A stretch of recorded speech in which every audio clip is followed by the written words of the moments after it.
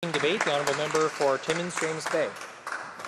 Thank you, Mr. Speaker. Very proud to rise representing the people of Timmins, James Bay, and of course I couldn't begin without talking about the incredible fiddling history in James Bay, where the Cree fiddlers going back into the 1600s have maintained an incredible culture of fiddle and dance. I have to say at the outset, Mr. Speaker, that I keep a fiddle in my closet. It haunts me. I cannot play it. The fingering, the GDAE fingering, is probably the most easiest fingering on the planet, but that right hand, the ability to use the bow, is the difference between beauty and art and criminal activity. So I've tried the right hand and I have not been able to master it. However, I'd like to speak on this. I have to also say at the outset that I have heard incredible fiddling across this country, and I've had the great honor to play in the Grievous Angels with an incredible fiddler, Peter Gillard, who's a master at Acadian, Quebecois, traditional Irish fiddling, and but my personal love is Cape Breton fiddling. My family were Cape Breton miners who were exiled. They had to go follow the work. And living in Timmins, also in Timmins was where Buddy McMaster, the famous Cape Breton fiddler, he was born in Timmins because the Cape Bretoners had to go north to work. It was the Fort Mac of the 1920s and 30s. And my grandfather was a traditional Cape Bretoner. He had a fiddle and a piano, and if you wanted music, you played one or the other or both. And so we'd have Saturday night Cayleys. My grandfather was a purist. He didn't believe in records.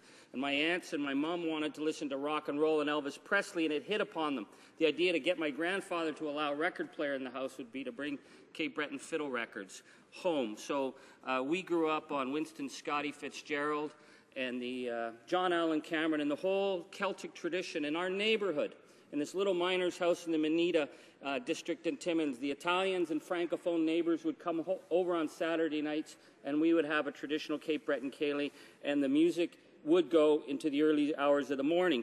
On being able to fiddle, I realized early on if you could sing, you could stay up. As long as you knew the songs, you could stay up. You could stay up all night. The second you ran out of songs, they noticed you, and you were sent to bed. So I might not be a very competent singer, but I knew all the words.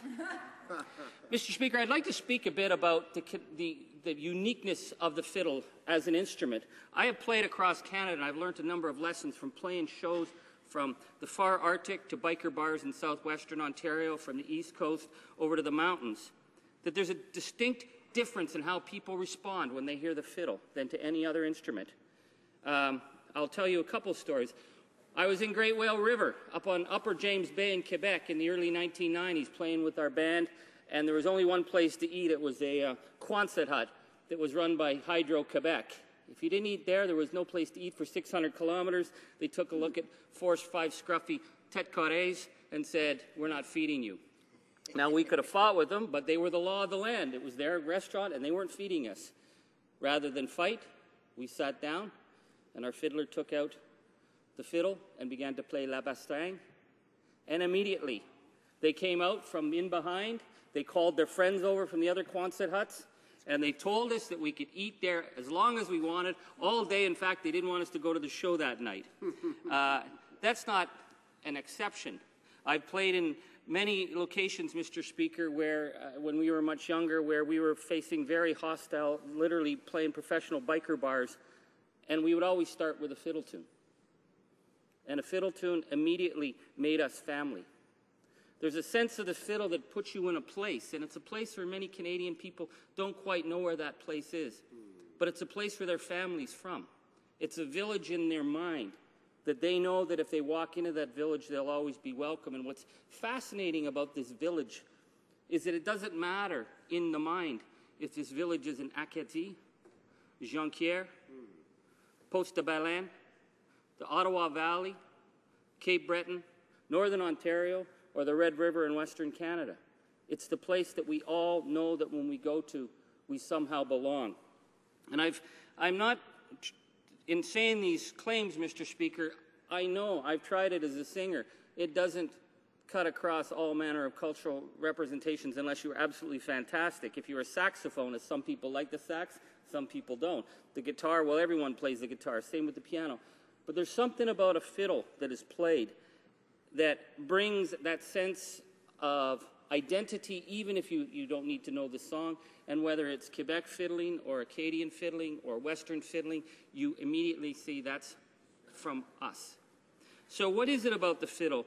Well, it is the people's instrument because it was simple. It was portable. Again, the fingering is very easy to remember, the many complex jigs and reels, but the G, D, A, E fingering, it's intuitive.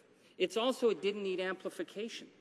So you could go to a village dance on a Saturday night, and if you had nothing else, if you had no other band, the fiddle itself could be heard above the crowd. One of the things that we've tended to lose in terms of the fiddle, there are incredible numbers of young fiddlers out there. This is not a dying art by any means. What we see is an incredible talent right across this country. But what has mostly disappeared, it's not entirely disappeared, but is the audience role. Because the fiddle was not meant to be just listened to, it was meant to be danced to. So the straths, fays, the reels, and the jigs followed set patterns. You didn't need a caller to tell you how to dance because the audience knew.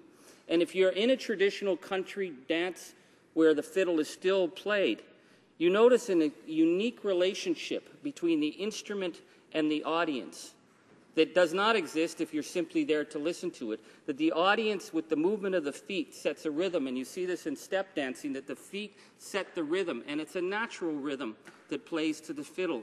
And so there's many elements about this. There's another interesting element because, of course, it's not a fretted instrument. So there's a proximity to tonality, which, if you're very good, creates an incredible warmth.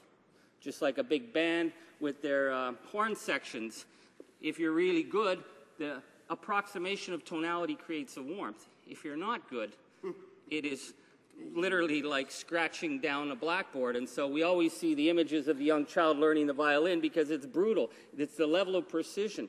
But it's this sense of warmth and the fragility of the instrument that actually allows it to cut through the sound and creates a different relationship with people. So, Mr. Speaker, when we talk about who we are as Canadians, we cannot really talk about ourselves unless we think of that village that still exists. Whether people have moved away, whether people have moved on, whether people have hip-hop pants, whether people haven't been back to that village in their mind, when they hear it, it is a cultural memory that puts them in a place, and that place is Canada.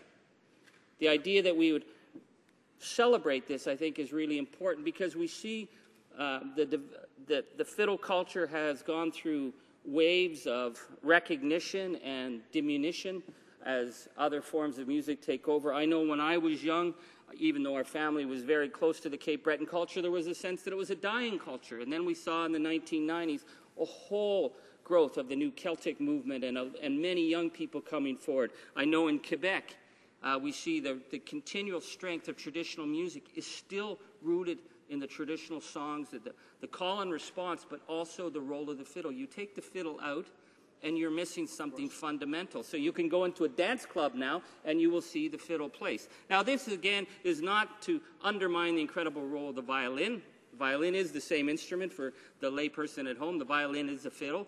But the fiddle that we are talking about is the traditional culture, the traditional music, the reels, the strathspeys, the jigs, and in this case of Cape Breton, the incredibly beautiful slow airs. That is a people's music.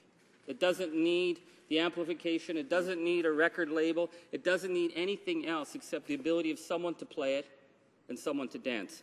So I'm very proud to get up tonight and speak on the role of the fiddle and its importance. And for all you young bands out there, believe me, if you ever get yourself into trouble, have a good fiddler with you. It'll get you through anything. If you need gas any place, if you need to get fed, if you have a good fiddler, if you have a bad fiddler, I can't make any promises about how you're going to make out crossing this country. Thank you very much.